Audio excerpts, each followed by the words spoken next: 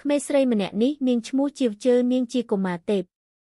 ថ្ងៃនេះនាងបានប្រើយុទ្ធសើចាប់សត្វនាគដែលរស់នៅក្នុងស្រះទឹកយកមកធ្វើជាអាហារកុមារទេពអង្គុយញ៉ាំសាច់នាគយ៉ាងឆ្ងាញ់ស្រាប់តែបងស្រីរបស់នាងឈ្មោះឈានយាកបានមកដល់រួចហើយឈ្មោះរបស់នាង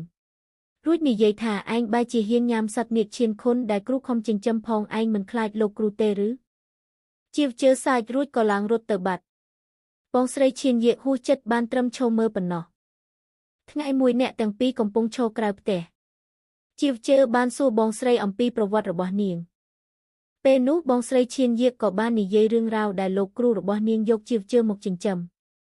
ពេលនោះលោកគ្រូកំពុងតាំងសមាធិក្នុងបន្ទប់បានមើលឃើញពីវាសនារបស់ជាវជើដោយសារតែអារម្មណ៍លោកគ្រូមិននឹងណោបានធ្វើឲ្យលោកគ្រូក្អួតឈាមយ៉ាងច្រើនលោកគ្រូបានហៅជាវជើឲ្យចូលមកជាវជើនិងបងស្រីបានឮក៏ចូលមករកលោកគ្រូអ្នកទាំងពីរបានលុតជង្គង់នៅមុខលោកគ្រូលោកគ្រូបានប្រាប់ពីរឿងរ៉ាវដែលគាត់បានដឹងថាជាវជើមានគ្រោះដើម្បីរំដោះគ្រោះមហន្តរាយនេះលោកគ្រូបានឲ្យជាវជើចុះពីភ្នំគ្រូរបស់ជាវជើបានឲ្យនាងរកមនុស្សប្រុសម្នាក់ដើម្បីស្នងត្រកូលពីគ្រូសាសៀវបើសិនការរំដោះគ្រោះមហន្តរាយនេះបរាជ័យគឺត្រូវស្លាប់ភ្លាម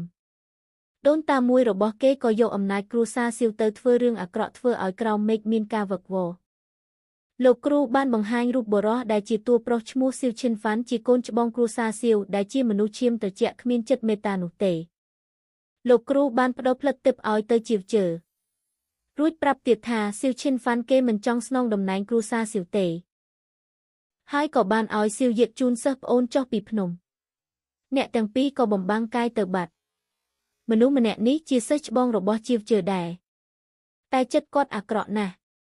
គាត់បានប្រើយុទ្ធសិលបិទរូងភ្នំមិនឲ្យជាវជើមកវិញឡើយនិយាយពីជាវជើនិងសិស្សច្បងស្រីរបស់នាងបានធ្វើដំណើរមកដល់ទីក្រុងនាងសប្បាយចិត្តណាស់អ្នកទាំងពីរបានពិភាក្សាគ្នាពីរឿងសៀវឈិនហ្វាន់បើសិនបានជួបគេបងស្រីសៀវយាកប្រាប់ឲ្យជាវជើហៅថាប៉ាប៉ាព្រោះសៀវឈិនហ្វាន់និងជាវជើពីជាតិមុនជាឪពុកកូននឹងគ្នាកំពុងតែដើរនិយាយគ្នាតាមផ្លូវស្រាប់តែនាងក្រឡេកភ្នែកទៅឃើញសៀវឈិនហ្វាន់កំពុងតែវាយមនុស្សតាមផ្លូវជាវជើនិយាយថាប៉ាខ្ញុំមិនក៏ហង្សាបែបនេះបន្ទាប់ពីប្រើហង្សាដាក់អ្នករំលោះរួចសៀវឈិនហ្វាន់និយាយទៅកាន់បុរសម្នាក់ឈ្មោះសៀប៉ៃថាបើលើកក្រោយទទួលការងាររំលោះបែបនេះទៀតអ្នកដែលត្រូវវាយមុនគេនោះគឺឯងហើយអ្នកទាំងពីរឈរជជែកគ្នាយ៉ាងខ្លាំងរួចសៀវឈិនហ្វាន់ក៏ដើរចេញបាត់ទៅពេលនោះជាវជើនិងបងស្រីរបស់នាងបានឈរមើលពីក្រោមដើមឈើរួចសួរបងស្រីនាងថាអ្នកដែលវាយគេអំបាញ់មិនជាឪពុករបស់នាងមែនទេតែបងស្រីរបស់នាងមិនបានឮទេគាត់គិតក្នុងចិត្តថាសៀវឈិនហ្វាន់តួឯករបស់យើងនឹងសង្ហាសង្ស័យលួចស្រឡាញ់ប៉ាប៉ារបស់ជាវជើហើយមើលទៅបងស្រីរបស់ជាវជើនិយាយជាមួយជាវជើថាប្រហែលគេមិនវាយក្មេងទេពួកយើងគួរឲ្យស្រឡាញ់សឹងអីបងស្រីក៏ឲ្យជាវជើរត់ចូលទៅរកសៀវឈិនហ្វាន់សៀវឈិនហ្វាន់រៀបនឹងឡើងឡានទៅហើយស្រាប់តែជាវជើមកចាប់ដៃហៅថាប៉ាប៉ាសៀវឈិនហ្វាន់និយាយថាកូនក្មេងច្រឡំមនុស្សហើយជាវជើប្រាប់ថាខ្ញុំមិនបានច្រឡំទេពេលនោះក៏មានឡានមួយគ្រឿងបានបើកមកសម្ដៅនាងបានរុញសៀវឈិនហ្វាន់ចេញឡាននោះបានបុកត្រូវជាវជើធ្វើឲ្យនាងសន្លប់សៀវឈិនហ្វាន់ក៏បានយកនាងទៅពេទ្យប្រាប់ថាក្មេងត្រូវឡានបុកពិតប្រាកដណាស់តែគ្មានរឿងអ្វីកើតឡើងទេពេលដែលសៀវឈិនហ្វាន់កាន់សៀវភៅបង្ហាញពីលទ្ធផលជំងឺជាវជើនាងបានមើលឃើញពន្លឺចេញពីរាងកាយសៀវឈិនហ្វាន់